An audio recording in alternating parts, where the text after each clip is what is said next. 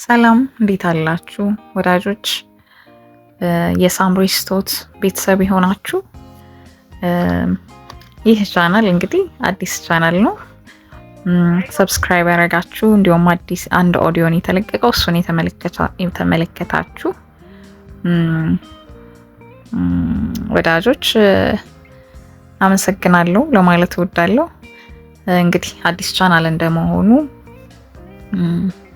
ቀስ እያለን ወዳጆችን እያፈራን ቤተሰቦቻችንን እያሰፋን እንደምንሄድ ተስፋ አደርጋለሁ። እንዲሁም የተወዳጃችሁ ቤተሰቦች እንግዲህ ይሄ ቻናል የምታተርፉበት አዲስ ነገር እንኳን ባይገኝበት የተረሳ የሚታወስበት በዚህ በጥድፊያ ጊዜ በጥድፊያ ዓለም በሩጫ ጊዜ ትንሽ ለራስ ማስታወስ የሚቻልበት ነገሮችን የምንልበት አይነት ቻናል እንደሚሆን ተስፋ አድርጋለሁ።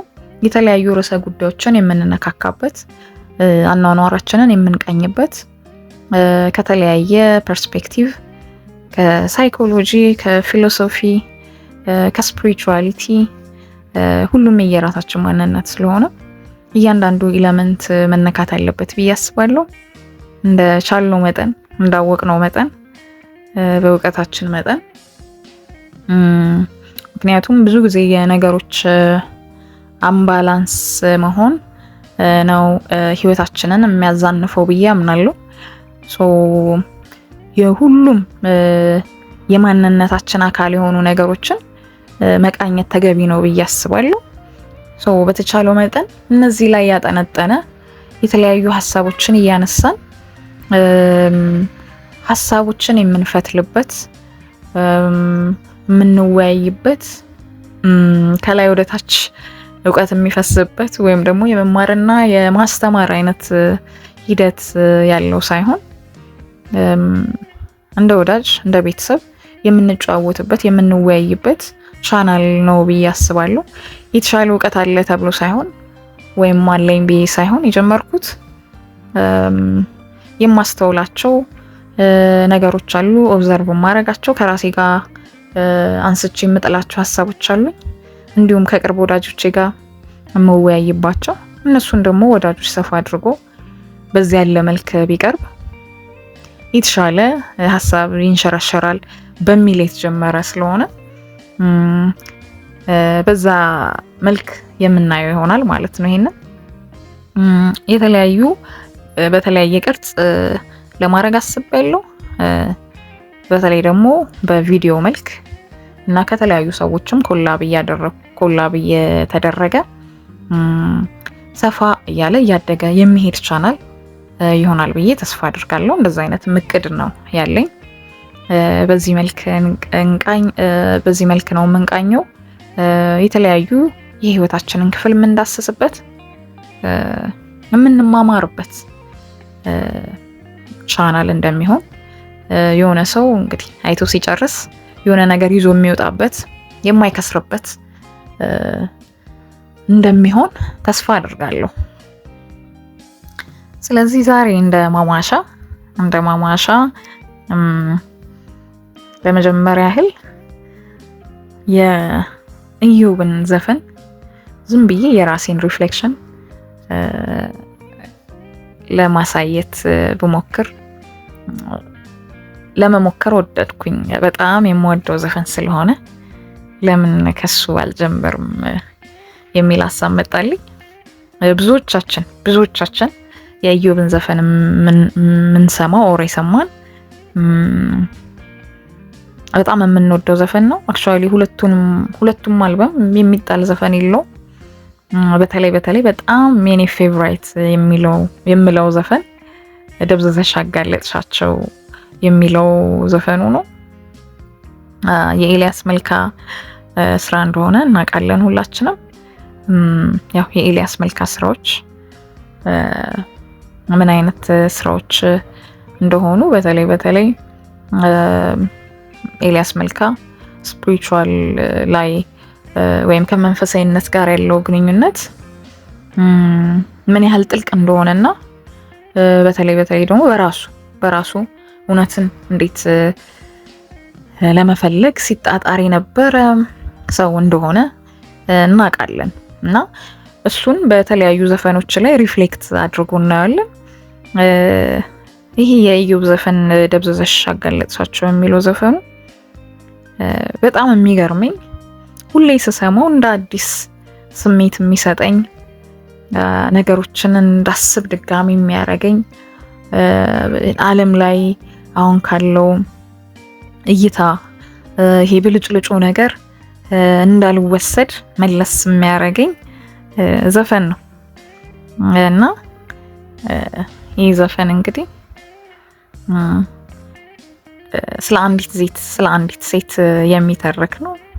ወይም ደግሞ አንዲትን ሴት ወዷታል፣ ግን በምን መልክ እንደወደዳት ሲያብራራ ከተለመደው የሴት ልጅ ወንድ ልጅ ለሴት ልጅ የሚሰጠው አድናቆት ይለያል ማለት ነው። ያው የለመድነው የሴት ልጅ ውበትን መሰረት ያደረገ መልክን መሰረት ያደረገ እንዲህ በተለይ ይሄ ኤክስተርናል የሆነ ውበታችንን መሰረት ያደረገ አድናቆት ነው የሚቸረን። በዛ መልክ ነው የለመድነው። ኢዮብ ግን ወይም እዚህ ዘፈን ላይ ለማሳየት የተሞከረው ከውጫዊ መሰረት ውበት ይልቅ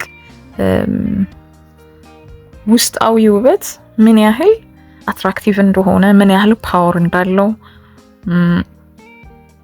እሱን ነው የሚያሳየን እና ለምሳሌ ግጥሙን ብናየው መልክን የሻረው አንቺ ጋር ምን ተሻለው፣ ከሩቅ ሳትስቢ አየሁ ልቤ ስትገቢ፣ ካንቺ በላይ ቆንጆ ሞልቶ ያውቃል ልቤ ቀርቦም አይቶ፣ ግን በምን በለጥሻቸው ቆንጆቹን አስናቅሻቸው ይላል። መልክን የሻረው አንቺ ጋር ምን ተሻለው ነው። መልክን የሻረው ማለት ቆንጆ አይደለሽም እያላት ነው። ካንቺ በላይ ቆንጆ ሞልቶ ያውቃል ልቤ ቀርቦማ። አክቹአሊ ቆንጆ አይደለሽም እያላት አይደለም፣ የተሻሉ ቆንጆችን አይቼ ነበረ ነው። የተሻለ በመልክ የሚሻሉ ቀርቤም አውቃለሁ ነው። ያውቃል ልቤ ቀርቦም አይቶ ነው። ቀርቤም አውቃለሁ ነው። ደግሞ ከሩቅ ሳትስቢ አየሁ ልቤ ስትገቢ፣ አልሳብሽኝም በመልክም ደረጃ ካንቺ የተሻለ አውቃለሁ፣ ከሩቅም ሳይሽ አልሳብሽኝም፣ አየሁ ግን ልቤ ስትገቢ ግን ገባሽ ነው። ስለዚህ መልክን የሻረው ነው። መልክን ውበትን አልፈሽ ሄደሽ ውስጤ ገብተሻል ነው። እዚህ ጋር አሁን ብዙ ነገሮችን ማንሳት ይቻላል። መልክ ማለት ወይም ውበት ማለት በራሱ ምን ማለት ነው? ካንቺ በላይ ቆንጆ ሞልቶ ስንል ቁንጅና በራሱ ምን ማለት ነው እንላለን። ማለት ቆንጆ ማለት አሁን እንደምናውቀው እንግዲህ ስታንዳርድ አለ አይደለ? ቢዩቲ ስታንዳርድ፣ ቀጭን፣ ረጅም፣ በመልክ ስናይ አፍንጫ ሰርካካ እንዲህ አይነት ነገሮች እናያለንና ማለት ማን ነው እንደሱ ያደረገው? ራሱ ቁንጅና እሱ ነው ያለው ራሱ ማን ነው? ውበት ማለት ምንድን ነው? ብዙ ጊዜ ውጫዊ ውበት ውስጣዊ ውበት እንላለንና አክቹአሊ ያው ለመግባባት የሆኑ ነገሮችን ማስቀመጥ ግዴታ ነው፣ ካልሆነ መግባባትም ይከብደናል። ግን ከፍቅር ጋር ስናገናኘው ውበትን ወይም እዚህ ጋር በተገለጸው መንገድ ፍቅር ከመልክ በላይ ነው። ከሚታየው መልክ የዘለለ ሚኒንግ አለው። ፍቅር የልብ ጨዋታ ነው፣ የልብ ኮኔክሽን ነው። መልክ ላይ ቁንጅና ላይ የተመሰረተ ፍቅር፣ ልብ ላይ ያልዘለቀ ያልወረደ ፍቅር ቦታውን አልነካም። ምክንያቱም ፍቅር ምንጩ ልብ ስለሆነ ማለት ነው። ተንሳፎ ነው ያለው፣ ቦታውን አላገኘም። ስለዚህ መልክ ላይ ወይ ኤክስተርናል ነገር ላይ መስርተን ወይ ተመስርቶ የተጀመረ ፍቅርስ ነው ወይ ነው? ምክንያቱም ፍቅር ማለት የልብና የልብ ግንኙነት ስለሆነ ፍቅር መሳይ ፍቅር ነው። የወደድን መስሎናል፣ ግን አይደለም ነው። ስለዚህ እዚህ ጋር እንደዛ እያለ ነው የሚሄደው። መልክን የሻረ አንቺ ጋር ምን ተሻለ? ከሩቅ ሳትስቢ አየሁ ልቤ ስትገቢ፣ ካንቺ በላይ ቆንጆ ሞልቶ ያውቃል ልቤ ቀርቦም አይቶ። ግን በምን በለጥሻቸው ቆንጆቹን አስናቅሻቸው ይልና ካንቺ በላይ እውቀታቸው ስቄም ነበር በቀልዳቸው ይላል። ሌላም ደግሞ ይጨምራል። ሌላ ስታተስ እውቀትን ይጨምራል። ካንቺ በላይ እውቀታቸው። አሁን እውቀትን ራሱ ስናነሳ እውቀት ማለት ምንድን ነው? እውቀት ማለት ምን ማለት ነው? ራሱ አሁን እውቀት የምንለው ይሄ አካዳሚካል የሆነውን እውቀት ነው። ያው እውቀት የሚባለው እውቀት ግን እሱ ብቻ ነው ወይ? ኢንተርናል እውቀት የለም ወይ? ምክንያቱም አሁን ላይ ውስጣዊ እውቀት እንደ እውቀት ስለማይቆጠር ማለት ነው። ስለዚህ እውቀት ስንል ምን ማለት ነው? እዚህ ጋም ሌላ ስታተስ ፈጥሯል። ካንቺ በላይ እውቀታቸው ሲል የትኛውን እውቀት እያለ እንደሆነ አይ ቲንክ አካዳሚካል የሆነውን እውቀት ነው ያለው። እነሱን ሰዎች አግኝቼ ነበረ ስቄ ነበር በቀልዳቸው ይላል። ቀልድ አዋቂዎችን እነሱንም አግኝቼ ነበረ። እነዚህ ሰዎች ሲታዩ አትራክቲቭ ናቸው ነው ወይም ደግሞ አሁን ላይ ውበት የምንለው ወይም ስታተስ የምንለው መሰረት ያደረገባቸው እንግዲህ ኤሌመንቶችን ነው እየጠቀሰ ያለው። እውቀት፣ ቀልድ፣ መልክ እያለ ሰዎች በዚህ ነው ፍቅርን የሚመሰርቱት። እዚህ ስታተስ ላይ ተመስርተው ነው የሚዋደዱት እያለን ያለው። ካንቺ በላይ ያገኘኋቸው ነበሩ በዚህ መልክ ነው። ነገር ግን ዝምታሽ በለጣቸው ደብዝዘሽ አጋለጥሻቸው ይላል። ዝምታሽ በለጣቸው ደብዝዘሽ አጋለጥሻቸው። ደብዝዘሽ የሚለው አንጻር ነው። የነዛ ጩኸት ነው። ከነሱ አንጻር ነው መደብዘዝ እንጂ ብቻዋን ግን ደብዛዛ አይደለችም። ብዙ ጊዜ መደብዘዝ የሚለው ሲሰማ ኔጌቲቭ የሆነ ኢምፕሊኬሽን አለው። ግን ጠቅሷል እዚህ ጋር ያገኛቸውን ሰዎች ወይም ያነጸረባቸውን እንትኖች ጠቅሷልና ከነሱ አንጻር አንቺ ደብዛዛ ነሽ ትባያለሽ ነው። ትባያለሽ አሁን ባለው እንትን ማለት ነው። ግን ከነሱ አንጻር ደብዝዘሻል። ደብዝዘሽ ግን አጋለጥሻቸው ይላል። ከዛ በኋላ ተቀይሯል አይኔ ወዷል መልክሽን ሲቀርቡሽ አንቺን ቆንጆም ውብ ለኔ ያንቺ አይነት ብቻ ይላል። አሁን ተቀይሯል አይኔ ያለ እሷን ካያት በኋላ ትክክለኛው የፍቅር ትርጉም ከገባው በኋላ ተቀይሯል አይኔ። ምክንያቱም ቅድም ፍቅር ማለት እያነጸረ ነበር። ማንጸሩ በራሱ ልክ ያልሆነ ነገር እንደሆነ ገባው። ፍቅር ማለት በእነዚህ ነገሮች ላይ መሰረት ያደረገ ነገር እንዳልሆነ ገባው ማለት ነው። ተቀይሯል አይኔ ወዷል መልክሽን ሲቀርቡሽ አንቺን ቆንጆም ውብም ለኔ ያንቺ አይነት ብቻ አለ ማለት ነው። ከዛ ባይም ልብ አያምንም እንዳለሻቻ የት ብለው የት ቢሄዱ መስፈርት የለም ከወደዱ። እንግዲህ የቅድሞቹ መስፈርት ናቸው። አሁን የምንዋደደው ፍቅር የምንመሰረተው ጾታዊ ፍቅር ብቻ ሳይሆን የተለያዩ ግንኙነታችን መሰረት ያደረገው በመስፈርት ነው፣ በስታተስ ነው። ኮንሺየስሊም አንኮንሺየስሊም እሱን መሰረት እያደረግን የመወዳጀት አይነት ነገር ውስጥ ነው አሁን ያለ ነው እና ትክክለኛ ወዳጅነት፣ ትክክለኛ ፍቅር ግን መሰረት ያልፋል ነው፣ መስፈርት የለውም ነው። ስለዚህ ይህ ከመስፈርቱ ዘለን ባያስቅም፣ ቀለኛ ባይሆንም፣ ቆንጆ ባትሆንም፣ ባታስቅም፣ እውቀት ባይኖራትም እሱ ፍቅር በእነዚህ ነገሮች አይለካም ነው። ፍቅር ከነዚህ የዘለለ ማንነት አለው። እነዚህ ነገሮች ሰርቫይቫል ነገሮች ናቸው። ቀልድ ምንም የስጋ ወይም ዓለምን ለመግፋት የምንጠቀምባቸው ነገር ናቸው። ፍቅር ግን ከዛ የተሻገረ ሚኒንግ አለው። ልብ ወይም ኢንተርናል የሆነው ዓለም ከውጫዊው ዓለም የተሻገረ ሚኒንግ አለው። ፍቅር አንዱ መገለጫው ነው ወይም ደግሞ አንድ መግቢያ በሩ ነው ብዬ አስባለሁ ወደዛ ዓለምና እንግዲህ ተቀይሯል አይኔ የሚለው ይሄንን መግቢያ ወይም ይሄንን ሚኒንግ የሚያይበት አይን የፍቅርን አይን በሷ እንደተቀየረ ሲገባው ነው ብዬ አስባለሁ። እና ኢዮብ ማነው ኤልያስ አክቹአሊ ይሄን ሐሳቡን ሌላ ዘፈን ላይ አግኝቼዋለሁ። የጌቴ አንለይ መልክሽ ካንቺ አይበልጥም የሚለው ዘፈን ላይ እዛም ላይ ተመሳሳይ ሐሳብ ሲንጸባረቅ ፍቅር ከውጫዊው ገጽታችን ወይም ደግሞ መስፈርቶች በላይ እንደሆነ ከውበት በላይ ከምናየው ዓለም ያለፈ ወይ የዘለለ ሚኒንግ እንዳለው የፍቅር ግንኙነት በጌቴ አንለይ ሙዚቃው ላይ አስተላልፏል። እዛ ግጥም ላይም ተመሳሳይ ነገር አለ ብዬ አስባለሁ። እኔ እንደዛ ነው ያየሁት። መልክሽ ካንቺ አይበልጥም የሚለው እሱን ባጭሩ ለመመልከት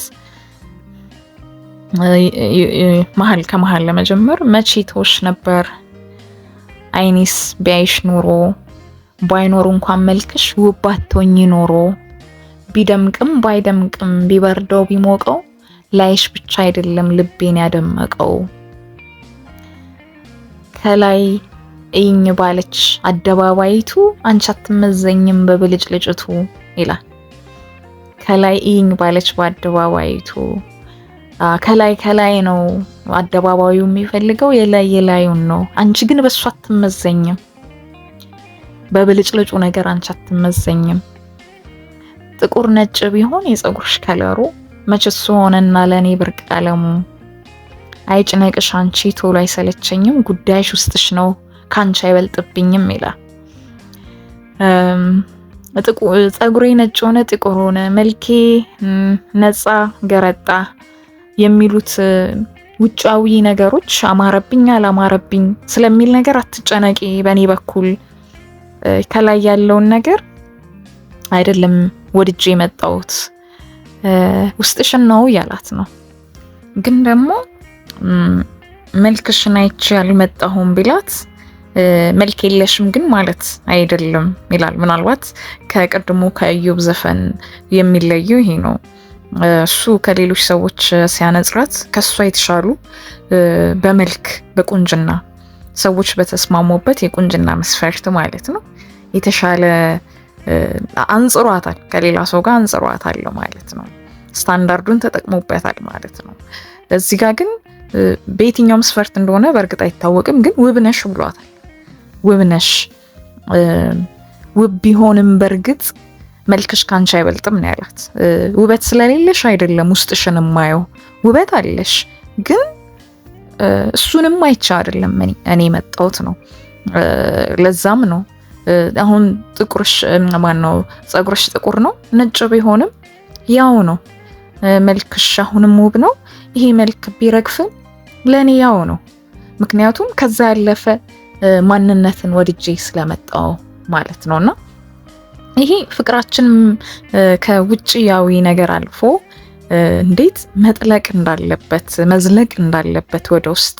ምክንያቱም ፍቅር የልብ ግንኙነት ነው ካልን ልብ ከውጫዊ ነገር ያልፋልና ከልብ ወደ ልብ ነው ግንኙነቱ መሆን ያለበት ማለት ነውና ከልብ ወደ ልብ ሳይገባ ውጫዊ ነገር ላይ የሚያርፍ ከሆነ ትክክለኛ ቦታ ላይ አይደለም። መልክ አይተን ከሆነ መልክን ይወደድ ነው አልዘለቅም ማለት ነውና ያ መልክ ሲረግፍ በተለያየ የኑሮ ሁኔታ ገጽታ ሲቀየር ከውበት አንጻር ከሆነ ፍቅሩ የተመሰረተው ከተለያየ ስታተስ ከእውቀት ከገንዘብም ከሆነ እነዛ ነገሮች ሲወጡና ሲወርዱ ያለንም የፍቅር ስሜት በእነሱ ላይ የተመሰረተ ከሆነ እንደዛው ይወጣል ይወርዳል ማለት ነው።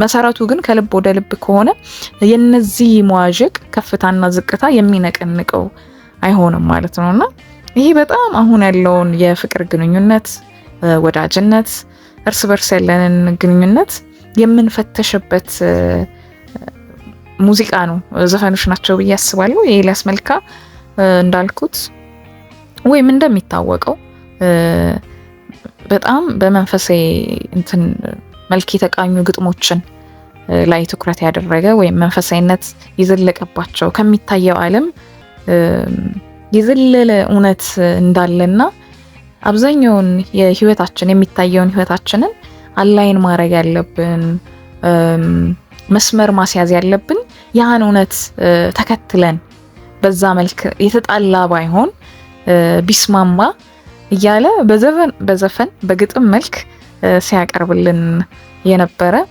ትልቅ የጥበብ ባለሙያ ነው። በዚህ አጋጣሚ ለኢዮብም ለኤልያስ መልካም ነፍሳቸውን ይማርልን ማለት ፈልጋለሁ።